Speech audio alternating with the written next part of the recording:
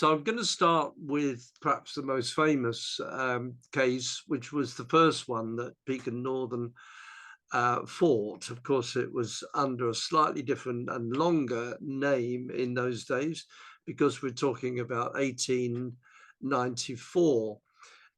This is the path, I'm sure many of you will know, starting in Hayfield, going up over White Brow and then William Clough, and then here through the Ashop Valley, arriving near the Snake Inn, which is why it's called the Snake Path. Nothing to do with it being twisty like a snake. It's all to do with the Snake Inn. And there are a couple of pictures of the route here. You can see it going down here to the, this is the end of Kinder Reservoir, going up into William Clough. Here's the path going up William Clough, and this is it going over White Brow just before that point. So that it was on the 3rd of August in 1894 that the Peak District and Northern Counties Footpaths Preservation Society was formed. And it was largely around concern for access to Kinder and the Northern Moors, which had prompted the foundation of this new society. I've talked a bit more about the history leading up to the society in the other talk that I did about the Kinder trespass. But at this very first meeting, a resolution was passed authorizing the managing committee to take all steps they may consider expedient to obtain evidence as to the right of way over Kinder Scout from Hayfield to the Snake Inn in Ashopdale. So that was the very first thing that the society set about doing. And if you look at the annual reports from those early years, we can't find very much detail actually about the evidence that they used, but this comment in the following year, the work in relation thereto has been very much more laborious than was anticipated and has necessitated a large number of meetings, entailed long and difficult research into old maps, records, and etc. So that, I mean, that just gives us an indication really of the research that went into the argument that it was indeed a right of way. And they were having to convince the two landowners. One was the Duke of Devonshire, who owned most of the land to the east of Mill Hill, that's Ashopdale, and then Mr. Sumner of Park Hall, who owned the path nearer Hayfield. We'll come back to the signs because we'll see that was part of the agreement. Now, here we can see 1897, 2 years later, the announcement to the annual meeting that the right of way had been secured. And the wording is interesting here. A right of way is conceded between Hayfield and a point on the Sheffield Glossop Road. And we'll just look at what lies behind that word conceded there. This is the actual agreement that the society signed with the landowners.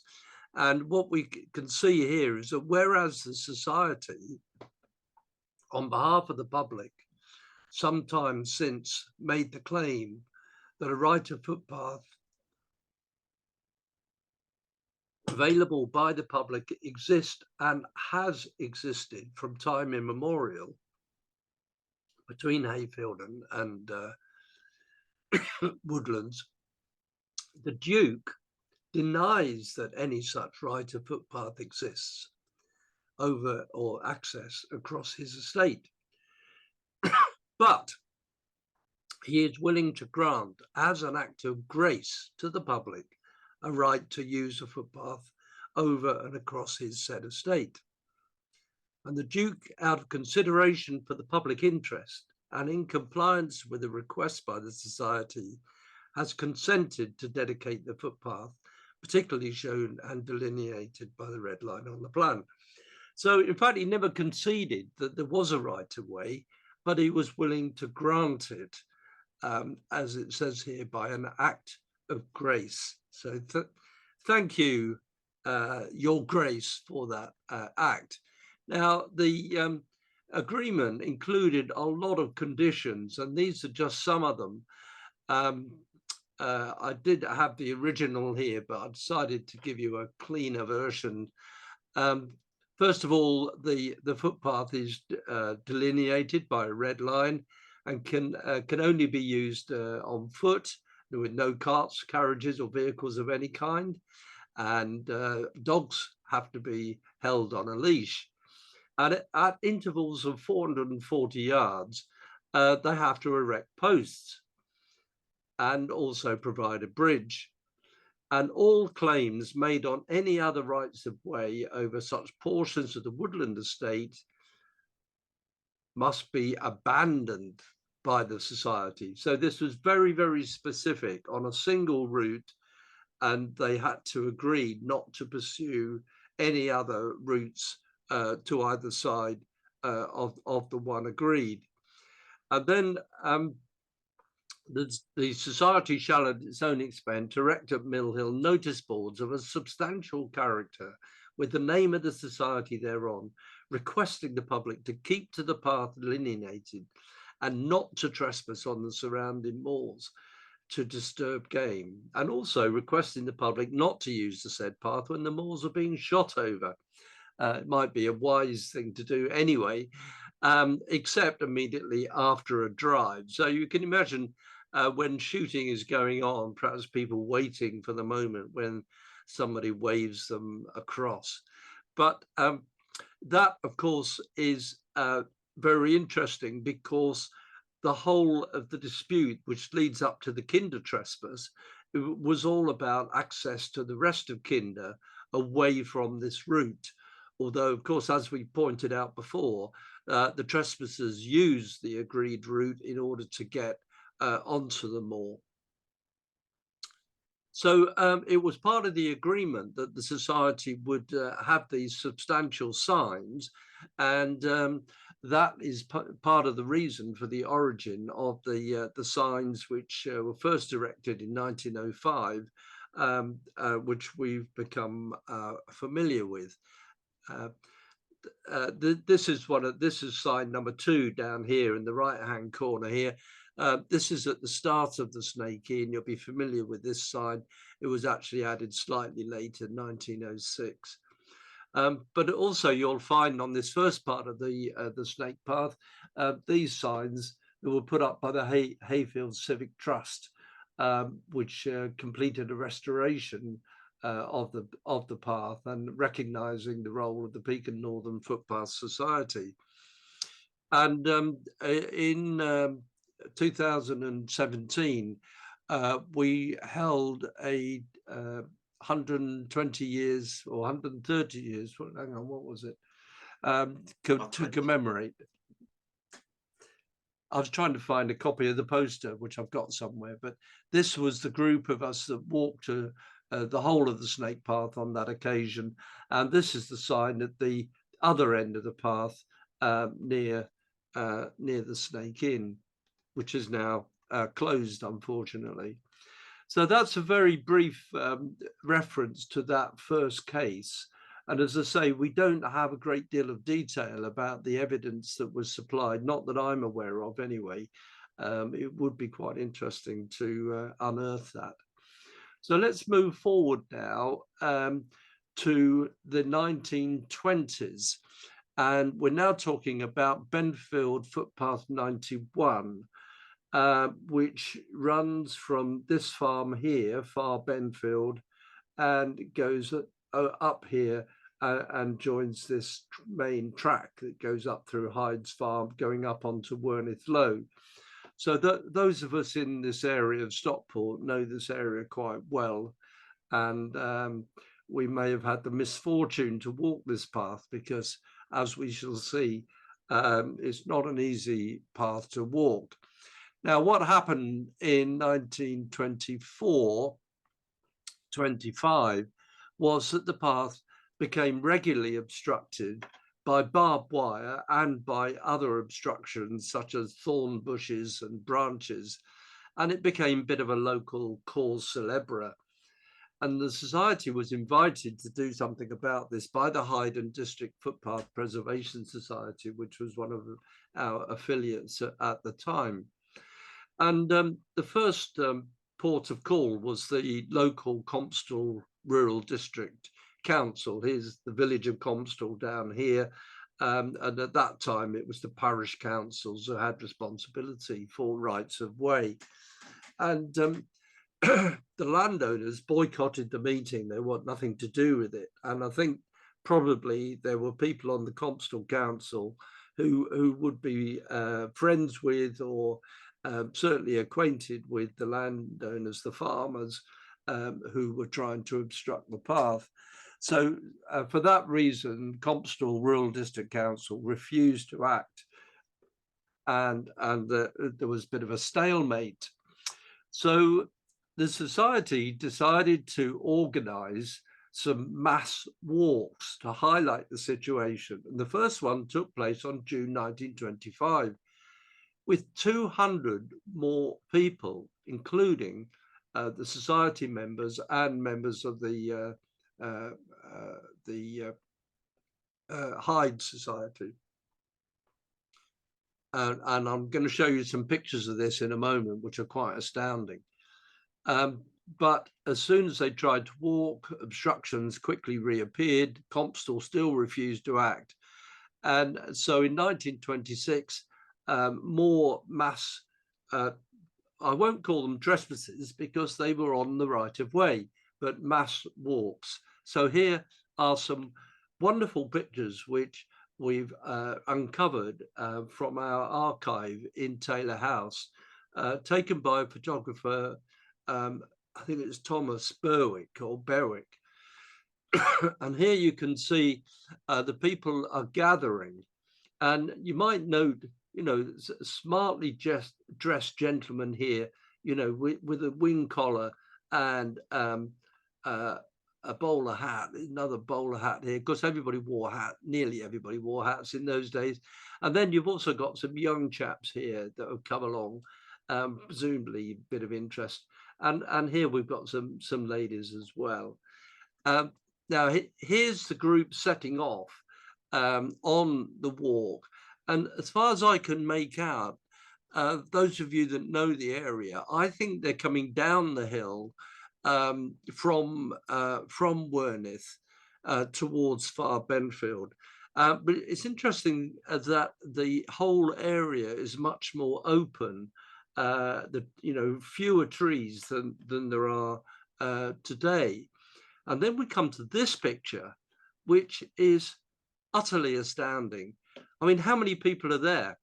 Certainly more than 200. And this is actually overlooking the Gig Brook, where the footpath crosses. We haven't got any record of whether there were speeches made like there were for the Kinder trespass, but this supports the point that I made when we talked about the Kinder trespass, that the tradition of mass walks preceded the 1933 Kinder trespass. And this is just one example. And then this picture shows them actually crossing Gig Brook, and you can see how muddy it is. And people are coming down here, teeming down. And then these are some newspaper pictures. And here is one of the obstructions. And you can see it's made up of a mass of thorns and branches. And here are some of the people on the walk pulling down the obstruction. Now, this is a bit of a grainy picture because it's taken again from a newspaper. And you can see here the ramblers endeavoring to get past a barbed wire fence erected by the owners of the land. And if you look at some of the pictures here, it's clearly a good day out. Here's another man in bowler hat. You know, it's something that a lot of people were taking part in as a bit of a leisure pursuit, I suppose. And then here they are trying to cross the stream again. And you notice the word here, army. An army of ramblers yesterday won the second battle for right-of-way across Wernithlow via should be Benfield Path. And then here we are, look, fair members of the party being helped across a brook. Fair members, of course, meaning the ladies. Now, we've got a few more photos like that if you're interested. Incidentally, those original ones, they are no more than about 2.5 inches across and about 1.5 inches deep. They're very, very small, but because the definition is extremely high, they tolerate being expanded and keep their clarity. Quite amazing. Now, the Society was very busy collecting the evidence of the past legal existence, and they put it before an independent legal counsel. An idea that came from the council, Compstall, was to go to arbitration. But the Society refused arbitration on the grounds that this wasn't something to be negotiated or compromised on, because either it was a right of way or it's not. You know, I mean, it's either one or the other, and either we've got a case and we will win it, or if you can prove otherwise. So they turned down a negotiated settlement. It's difficult to know what could have been achieved by negotiation anyway. And then eventually this evidence was placed before legal counsel, and I think it was he, demonstrated agreed that it demonstrated the public's right to use the path. And his advice was to issue a summons on the landowner for obstructing the path. And this is what was done in 1929. And the case reached Stockport Borough Police Court in December of that year. And so on behalf of the Society, Mr. E. Berry, who was a JP, you notice, of the Hyden District Footpath Preservation, appeared as the complainant, and John Bennett was the defendant, that's the farmer. And the summons was heard, as we've said, in the police court on the 5th of December. And after hearing the evidence from both parties, the magistrate decided the path was public and the defendant was fined for having erected the obstructions. So, and this is a quote from the annual report, the Society's annual report in 1929, and it comments that it's a very significant fact that although the Society has been in existence for upwards of 25 years, this is the first action that's been necessary to fight, surely a tribute to its power of negotiation. So, as we shall see with the other cases, where we've actually gone to court or gone to an inquiry, they're relatively few and far between. But the Benfield case was one that was actually taken to the court as and the landowner was found guilty of obstructing the path. But there was still the question of a footbridge over that muddy stream that we've seen pictures of. And in the annual report of 1930, the council regrets that Mr. Bennett, who's the one found guilty of obstructing the path, has still failed to come to an agreement on the line of the path. And consequently, we've not been possible to erect the footbridge, which the Society is prepared to do out of its own funds. And this is 1930. Remember that date, because we do eventually put a footpath in, but it's many decades later. Now, jumping forward 63 years, in 1994, a DMMO was put, and here's a newspaper report, Rebels Triumph after 64 years. And this is Don Lee here and Joe Shepley. I'm not sure who, Josh Shepley. And disputed path which made national news 64 years ago when rebel ramblers staged a mass march is finally to be recognised as a right of way. Now that's 1994, but actually 2001, there were still meetings being called by Stockport Borough Council because they were concerned that the current definitive route was not sufficient, and there was an attempt to get agreement with the society about a finally agreed route, and even as late as 2012, only 10 years or so ago, there were still reports of the path being obstructed. And indeed, I can say that within the last couple of years, when I've talked to a farmer at Hyde's Farm, he was still taking the view that the whole thing was a waste of time, and as far as he's concerned, is not a right of way. But as far as the society is concerned, we did finally put the footbridge in, and Neil, who's in the audience here, can admire this portrait of him standing in the middle there with Clark Rogerson and Ernest Narmer, who was the rights of way officer for Stockport at the time. That's Phil Featherstone, Ramblers in Stockport, Bill Buckley, and this was somebody, Nicholson, I seem to remember. Peter Nicholson, who was involved with the society at the time, since disappeared. And here's some more pictures of our president, David Bratt, and others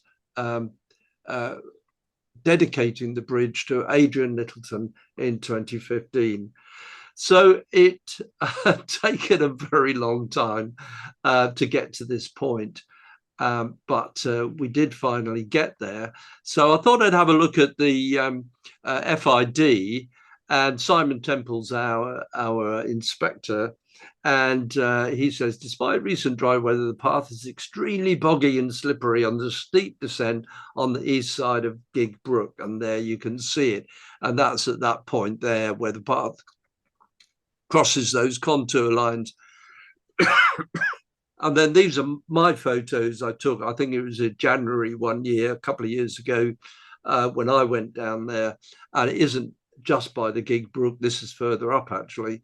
You can see how wet and muddy it is. So there is a question.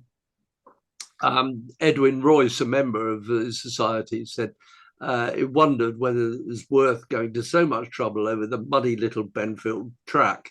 And when the current farmer was invited to attend the dedication of the bridge, he comments that the footpath has swallowed up valuable council resources that could have been used in better ways, serving more of the community. So there is a question here about, you know, the value of the result in proportion to the effort that went into acquiring it. I'll come back to that point at the end when we look over the four cases and perhaps make some sort of assessment about the value of each of them. So I'm now moving on. The last one was in Stockport. We're just going about 15, 20 miles south, just outside Congleton, the hill that's known as the Cloud, and to look at the case which is known as Bridestones.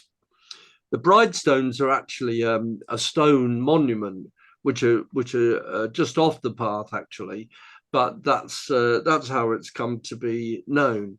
And you can see from this map from about 1930, the early 30s, for Buglaughton, which was the parish, that there's just this one right of way that goes across it. And then when we look today, we can see there's that same right of way there. There's another one going across that boundary, which is that boundary there. And we've now got a right of way going along this route here, but this is the section that was disputed. Now, we have to go back to 1929 when Lord Egerton, who was the landowner, began to restrict access on the Cloud. And I think before that time, people had been allowed to kind of move around on the Cloud. But he said the paths that were claimed were what he calls sufferance paths only, I suppose what we would call permissive paths these days. And they were there only with a view to preserving the amenities of the Cloud. And he considers it within his rights to have measures of control when the rights are abused. And the Society's annual report, 1933, says much indignation was felt by inhabitants and the general public as their right to walk the area around the Cloud was brought into question by the fencing and footpath on the eastern side of the Cloud. Now, part of the complication of this case was that it involved several different authorities: Buglaughton Urban District Council, Congleton Town Council, and the Macclesfield and Leek Rural District Councils. And then later on, of course, after the war, it became Cheshire County Council and Staffordshire councils that were involved. And so for several years, there were a number of periodic meetings to try to sort this out. And in 1937, some sort of agreement was published in 1938. And the two of the landowners signed an agreement with the Society recognizing paths as public rights of way. And the agreement was accompanied by a map showing the route. But the agreement missed out a section because it belonged to a landowner who was not a party to the agreement. So there was the missing section which follows that wall, as it is actually, that runs along the spine of the Cloud. And although there were attempts to put the whole of that route onto the definitive maps in the 50s and 60s, that failed. So we then have to move forward another 30 years from the 60s into 1994. And a new landowner came on the scene and started putting up new signs preventing access. And the case was taken up by Alan Soper, who was a member of the Ramblers. And he put together evidence for a DMMO for the missing section of the path. But this was rejected by Cheshire County Council. Now, I don't know the reasons for rejecting it, but that's what they did. So an appeal was made against that decision to the government. At that point, it was DEFRA who instructed Cheshire County Council to make the order. So they did that, but of course there were objections from the landowners, and that meant it would have to go to an inquiry. Now, as we know, inquiries involve legal representation. They always involve costs, and the Ramblers would not finance this case. So it fell to the Peak and Northern Footpath Society in February 2009 to agree expenditure of £15,000 to support the DMMO at a public inquiry. So that was a critical decision made by the Society to put money behind Alan Soper's case. And this is, you see the date there, spring 2009, wanted Cloud walkers.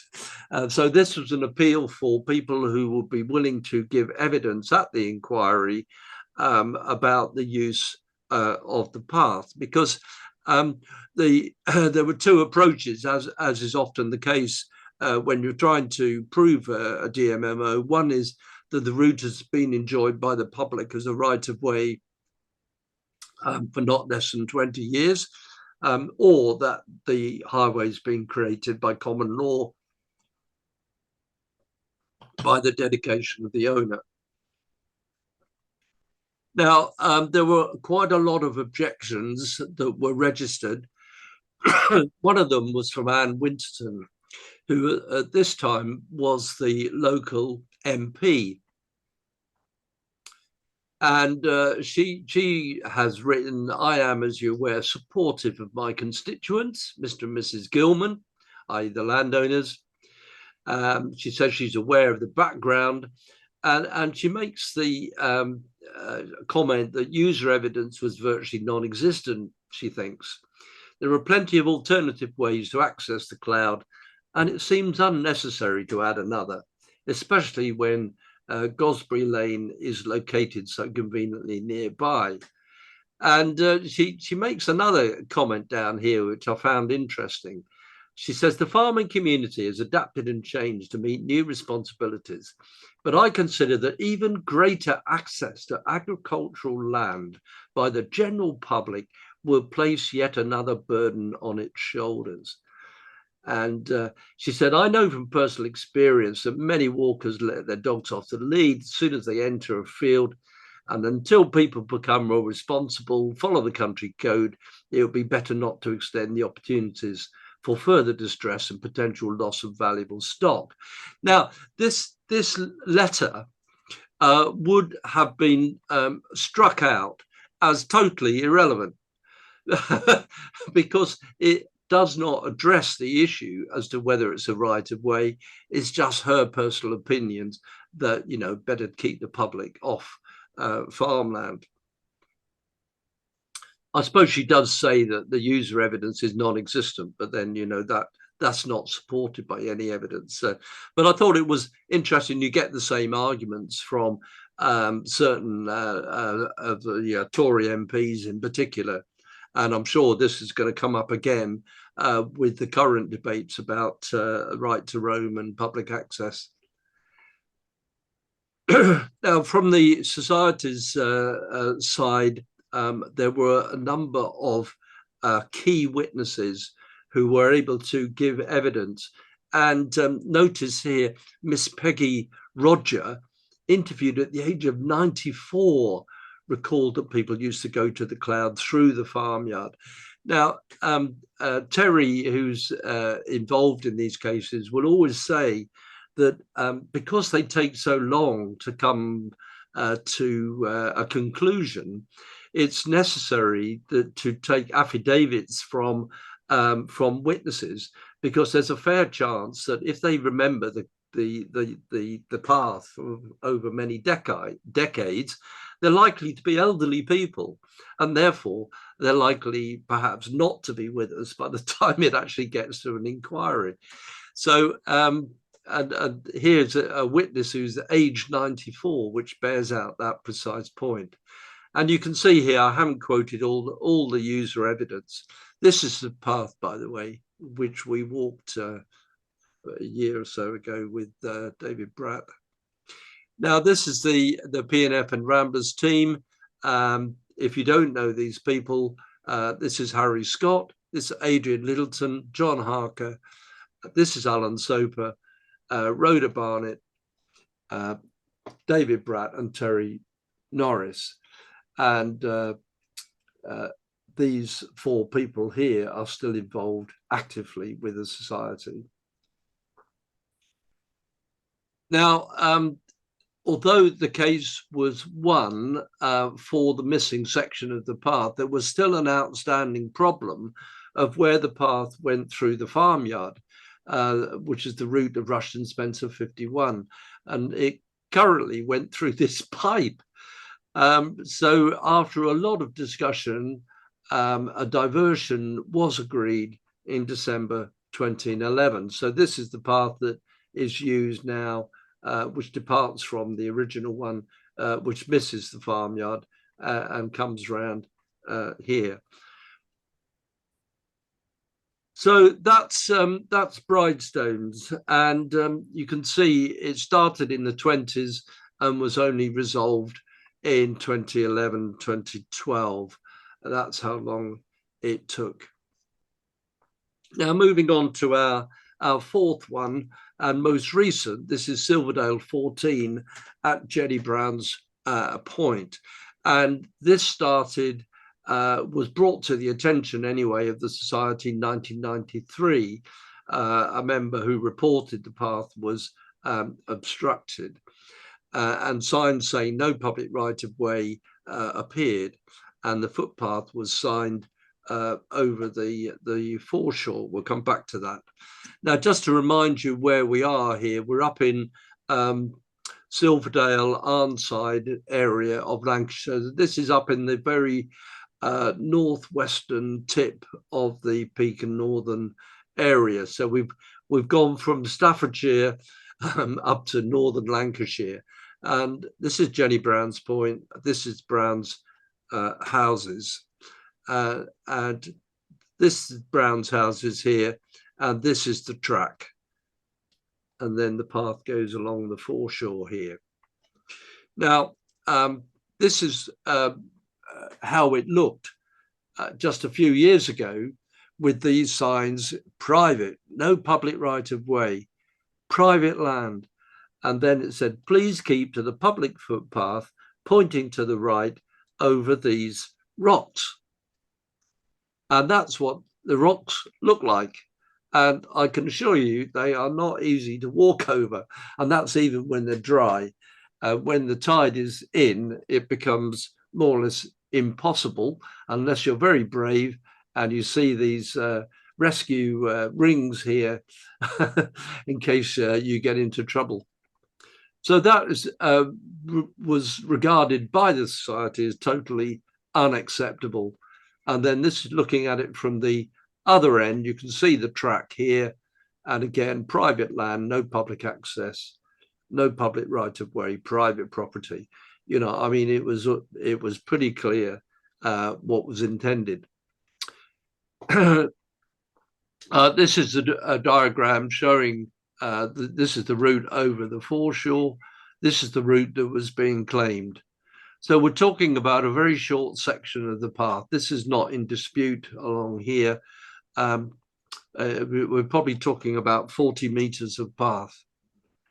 So this particular case had a lot of toing and froing, starting back in the 1990s, when initially the Lancashire County Council confirmed the line of the path in front of Brown's houses. That is to say, between the houses and the wall over the foreshore. And so in 2009, so, you know, what's that, 13 years later, an application was made for the public footpath running on the route of the track. Now, this is the thing that makes Terry so angry, because despite the fact that this DMMO application was supported by Lancashire Rights of Way team, and that the head of that team, David Good, wrote an extremely detailed report of about 130 pages, which referenced all the historic uses of the path, historic maps showing the route and so on. Despite that, on the 11th of December 2012, Lancashire County Council's regulatory committee rejected the application against the advice of their own officers and confirmed the route over the foreshore. Now, that was a blatant piece of collaboration between a supposedly democratic process and the landowners, who put a lot of pressure initially on the parish council, and then the parish council on Lancashire County Council. But then in 2013, there was a change of political control, and the balance of power started to swing in the other direction. And the PNFS therefore appealed this decision, which was really indefensible. And in 2013, the appeal decision was that the LCC was ordered to make the DMMO. Now, that was 2013, and the order was made, but objections were received, which means it has to go to the public inquiry. So another 6 years ensued before the inquiry actually took place. Sorry, that's my phone going. This is the call for people to provide statements, witness statements for the inquiry. And then here's a picture taken of the public inquiry on the 15th of January 2019 in Carnforth Civic Hall. And the inspector, Susan Doran, is shown there in the centre. And you get some idea of the numbers of papers that are being referred to. Here, historic maps are laid out.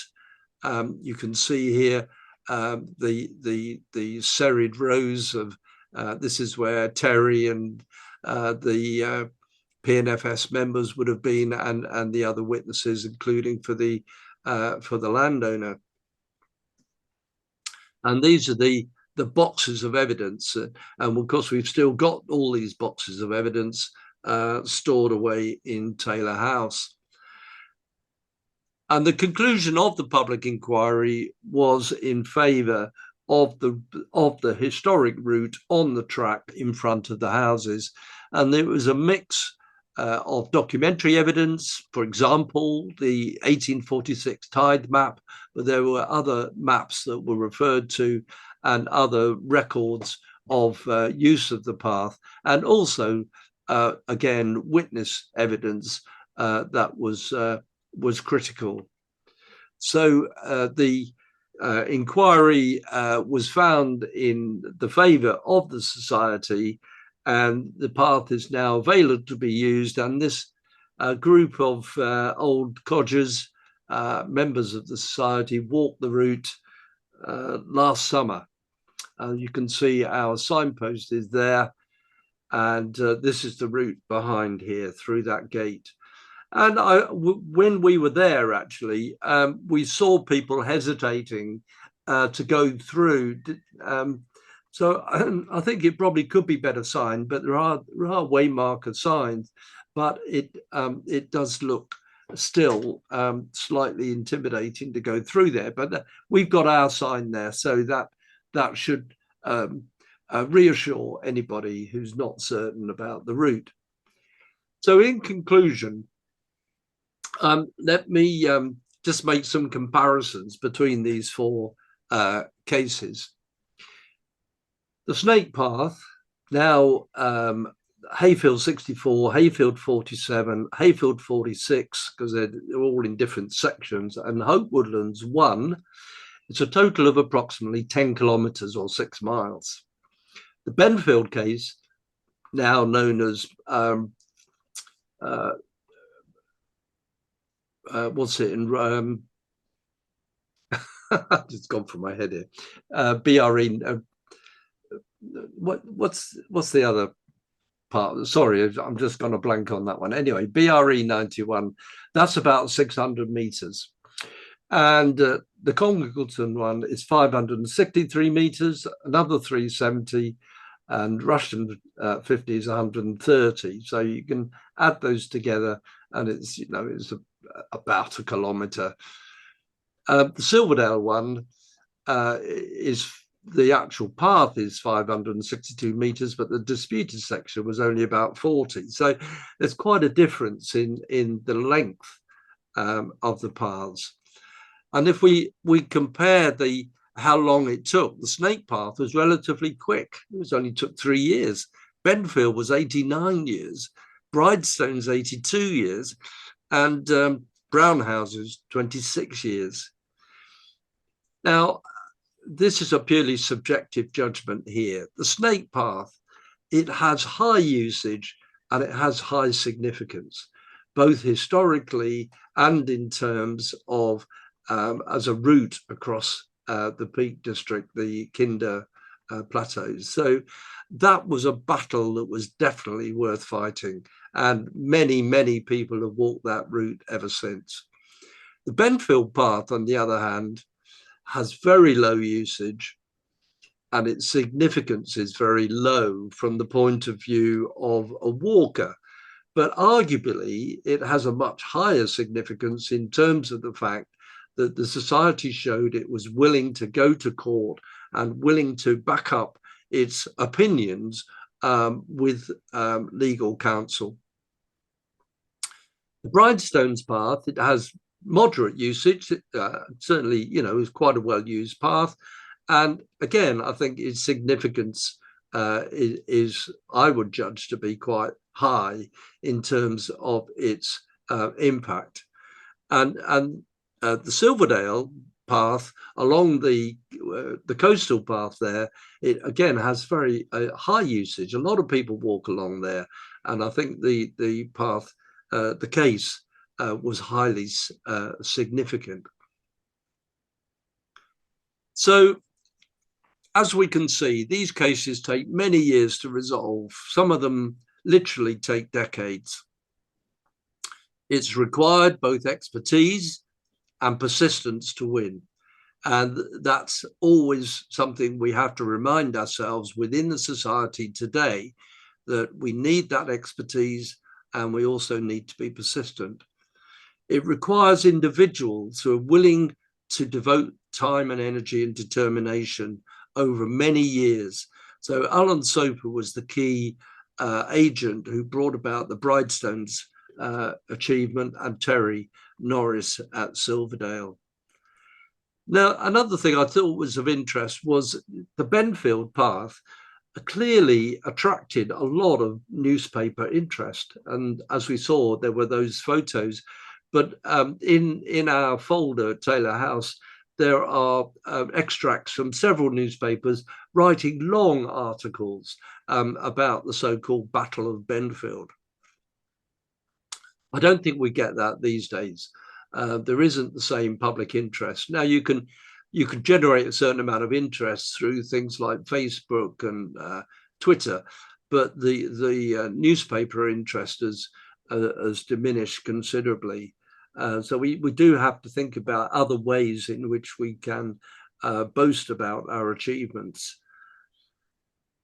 And finally, I just want to finish by saying that the Society continues to fight for the rights of public access in the tradition of these 4 cases that we've looked at this evening.